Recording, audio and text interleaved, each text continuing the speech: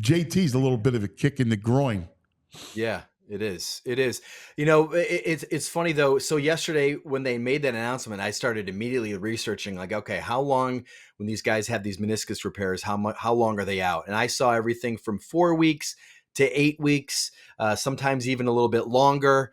Reese Hoskins had it in the offseason a couple years ago. He's ready to go by spring training. Some other players have had it. Christian Pache missed about 6 weeks so last year. And so when Dave Dombrowski came out yesterday in Boston and said we only expect him to miss about a month, I was like, wow, only a month. That's kind of best case scenario. And so in a sense, it's going to suck for sure not to have JT. But if they really think he'll only miss a month and he will be better for it, and I have no reason not to believe that, it could be a blessing in disguise if you can get a healthier JT with the lead that they have right now in the division. You get him healthy for the stretch run. You mitigate the risk of him needing this on September 16th. It Yes. blows out. Or it's September 16th, September 23rd. It's so bad that he just can't play on it. Now you're screwed for the postseason. So in a way, I look at it almost as a blessing in disguise. You know what? You're right. Especially when you put it like that, Todd, that this thing could have happened, and you're looking at September, and Yeah. there's no room. It shocked me too. A month, right? Like I'm thinking to myself, he's a catcher. It's not like he's a catcher who's in that position. So I was shocked by only a month. I was absolutely surprised as well when they said that because he does take such a beating. So you wonder if it's how bad it was. It must not be as bad of a tear, I guess. I don't know. I'm not the doctor, but Yeah. 4 weeks for a catcher, that is pretty wild. Because again, I went back and I looked at other catchers that have had this surgery. AJ Ellis, former Dodgers catcher, several years ago, he missed about 6 weeks, 7 weeks, something along those lines. So 4 weeks for JT. It just kind of shows you, Ant, that like he is the toughest dude on that team, and he is such a tremendous athlete. He comes from that wrestling lineage in Oklahoma. He is, he can run, he can hit, he can throw. He's got the pop time, he's got the throwing arm. He is such a physical specimen. So in a sense, I guess it doesn't necessarily even surprise me that it's 4 weeks, because if anybody's going to be out 4 weeks, it's going to be JT Realmuto. Yeah, you're spot on. And it's sometimes, and I was talking with the guys here, we take him for granted.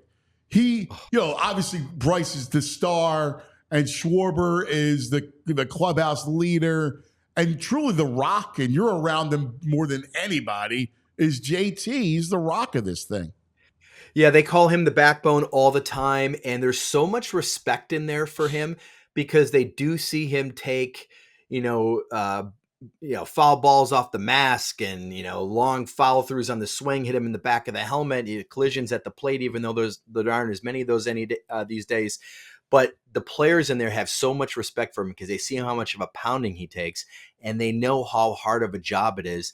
And he's caught by far the most innings in Major League Baseball the past 2+ seasons. It's like not even close when you consider the postseason as well. So this guy is a stud. And, you look down the road, if he can stay healthy and stay productive, you're looking at maybe like a borderline Hall of Fame type player.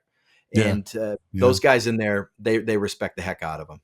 So what's the answer? So can Stubbs, can he handle? How much of the load can he handle?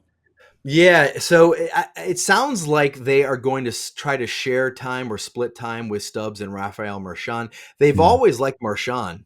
They've always thought he was a good defensive catcher, that he can call a really good game. The thing with him is that he's just always hurt. He gets hurt all the time. So I think if we're only talking a month, if it really truly is only going to be a month for JT, I think that they feel they can survive a month with Stubbs and Marchand, some combination of it. Stubbs, he threw a runner last night at second base on a great throw. He's had some struggles behind the plate defensively with some pass balls and some wild pitches, but he does put in a lot of time. I can tell you, he does put in a lot of time working with the pitchers, learning the pitchers, trying to game plan with the pitchers. Zach Wheeler didn't really seem to miss a beat last night with him behind the plate. So if it was any longer than that, you wonder if they would go out and try to look for maybe an upgrade to help out with Stubbs. But I do think this injury kind of reinforces the idea. I do think they need to find at least some AAA catching depth, Yeah. because now if one of those two guys goes down, now they're really in trouble because their AAA catching depth is not very good. They have a Ramos Garcia who really played well in spring training, but he's really, really struggled in AAA. I think I was just looking at, he's batting 164 with a 501 OPS, not great. So maybe they look for some AAA catching depth. We all silly like the mayor.